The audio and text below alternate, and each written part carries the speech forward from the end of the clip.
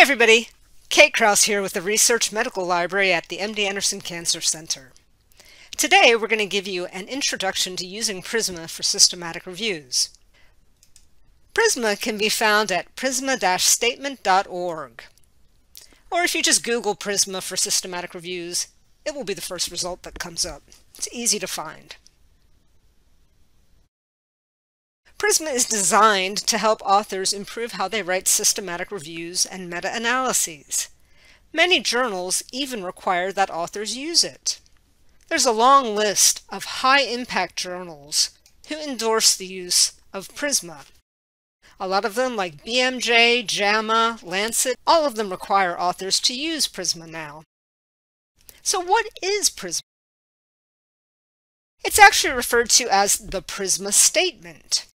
And it consists of two main parts, the Prisma checklist and the Prisma flow diagram. Those are the two main things that you'll be using to write your systematic review. The checklist is just basically a list of all of the things that you should include in your article. The flow diagram just traces the number of citations from the beginning to the end of the systematic review process. Let's go over these two in more detail. We'll begin with the checklist. In the left-hand column, you can see the major sections of your systematic review. We have the methods section, we have the results section, we've got the discussion and room for other information. In the middle column, there are descriptions of all of the different items that you should include in each of these sections. For example, let's take a look at the methods section. Item number 5. It tells you need to discuss the eligibility criteria, which means you need to specify the inclusion and exclusion criteria for your review and how studies were grouped for the synthesis. For example, this could be something like, we only included randomized control trials conducted after 2015 that had a minimum of 50 participants with leukemia and no other comorbidities.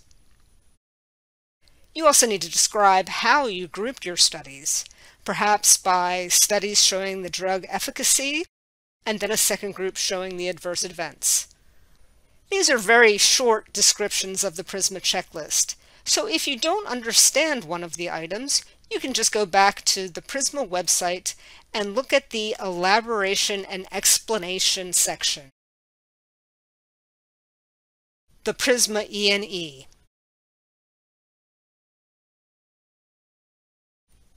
This article will give you a lot more detail about each of the items and give you great examples of how they're written.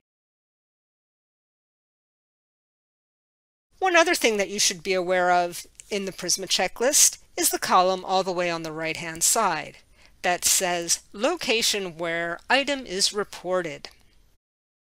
This checklist is just a list. You don't need to use these section headings or organize them in the order listed. You can call the different parts of your article whatever you want to and put them in whatever order works best for your article. You just need to make sure that they are somewhere in your article.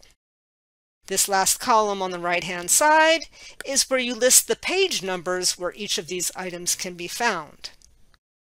You don't necessarily need to do that, but many journals require that you upload this checklist along with your journal and have this column filled out. It quickly shows them how comprehensive your systematic review is, and it helps the peer reviewers as well. Now let's take a look at the flow diagram. Here's a very basic one that I have filled out just to give you a better idea of how this works. In the top two boxes, you input how many citations you discovered on your systematic review topic. This main one on the left-hand side is all of the citations you found by searching PubMed, Medline, Embase, all of the databases that were relevant for your search. Sometimes you'll often find other citations through other means, and you can add those here as well. You add them together, and then you remove the duplicate entries right here. There are duplicates because a lot of the databases that you search will list the same citation. And you don't want to have to review them more than once, so you remove the duplicate citations. You got your number here, and you proceed on to screen them. At this phase of the systematic review process, you're just looking at the titles and abstracts and scanning them quickly to see if there's any reason to exclude them. You have a predetermined list of what you're looking for. You're only interested in, for example, randomized control trials and no other types of studies. So as you go through the titles and abstracts, you kick out all the ones that are not RCTs. You can see here that they started off with 1,905 titles and abstracts and excluded a high percentage of them. This is pretty common. You can exclude a lot just by scanning the titles and abstracts. That left them with 103 citations. At this point, you need to get your hands on the full text of the articles, and you do the same process all over again. You scan through the full text of the articles and exclude all the ones that don't meet your predetermined criteria for inclusion.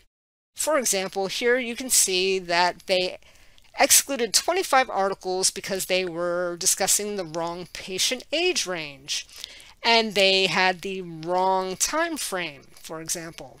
There can be many different reasons depending on the nature of your question. In the first part of the evaluation process, when you're looking at titles and abstracts, you don't need to list the reasons why you exclude them. In the second round of voting, however, when you're looking at the full text, you do need to keep track of the reasons and numbers why you exclude citations. At this point, we now have 27 articles that we will include in the systematic review. It's kind of confusingly worded here, but it says studies included in qualitative synthesis. That means your systematic review. If you go on to do a meta-analysis as well, you include those numbers down here in the bottom box where it says quantitative synthesis. If you're not doing a meta-analysis, you just don't use this box. So that's the Prisma flowchart in a nutshell. It just starts off with the number of citations you found by searching all the databases and shows all the steps you did to end up with the number you actually included in your systematic review. This is usually included in the actual text of your article. It's not in an appendix or supplemental content. You put it in your article. This is very, very common. I think almost all systematic reviews nowadays include a Prisma flow diagram. So those are the two main parts of the Prisma statement, the checklist and the flow diagram. You'll want to use both of them for your systematic review, especially if you want to get accepted in a high-quality journal. Let's take a quick look at a real systematic review that has used the Prisma checklist and flow diagram. Here in PubMed, I have found a systematic review about abdominal cancer surgery, and you can see here that it says it performed the systematic review in accordance with the Prisma guidelines.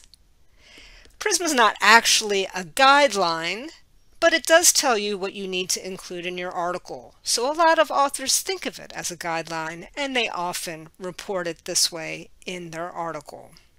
So that's pretty much it for using Prisma for systematic reviews. There's a lot more information on their website. We also have a help guide that is really useful. It's got information about all of the different steps in the systematic review process. And it's at our library website, mdanderson.libguides.com/systematic reviews. For more help with systematic reviews, MD Anderson staff and students can also email me at kjkraus@mdanderson.org. I hope this quick introduction helped explain Prisma and showed you why you should use it. We highly recommend it. Thanks, everybody.